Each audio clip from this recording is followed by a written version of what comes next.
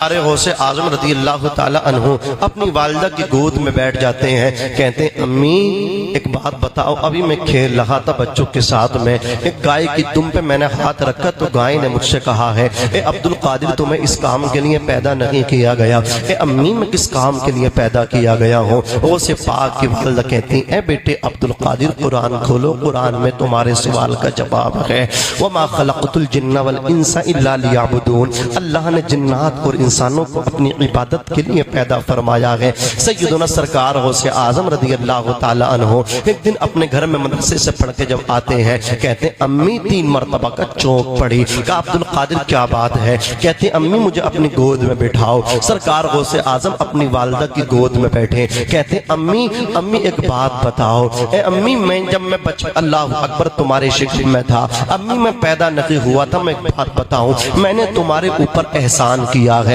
اللہ اکبر اتنا سننا تو چونک پڑی غوث پاک کی والدہ، کہتی اے بیٹے ہر ماں کا بیٹے پہ احسان ہوتا ہے، تو نے مجھ پہ کون سا ایسا احسان کر دیا؟ اتنا سننا تھا غوث پاک اپنا بچپن یاد دلاتے ہیں، اپنی والدہ کو ماضی کی طرف لے کر کے جاتے ہیں۔ غوث اعظم ماں کے شکم میں ہے، وہ زمانہ یاد دلا رہے ہیں جو ان کی والدہ حمل سے تھی۔ کہتے ہیں امی جان ایک دن تم اللہ اکبر گھر میں بیٹھی تھی، ایک بھکاری تھا اللہ اکبر، وہ ڈاکو تھا، بھکاری کے بھیس میں آیا، آپ کے ہاتھوں میں سونے کے کنگن تھے، جیسے ہی اس نے سونے کے کنگن دیکھے اس کی نیت بدل گئی۔ امی وہ آپ کے کنگنوں کو لوٹنا چاہتا تھا، امی جیسے ہی آپ نے اس کو دیکھا اپنی طرف بڑھتے ہوئے آپ گھر کے اندر کی طرف دوڑی اور کہنے لگی اے اللہ تو اس شاطر سے مجھے بچا، اے اللہ میری حفاظت فرما، میری سیانت فرما۔ اے امی اسی وقت اللہ رب العزت کی قدرت سے ایک شیر غیب سے نمودار ہوا تھا، اس شیر نے آ کر کے اس ڈاکو کو، اس اللہ اکبر بھکاری کو چیر پھاڑ کے رکھ دیا تھا،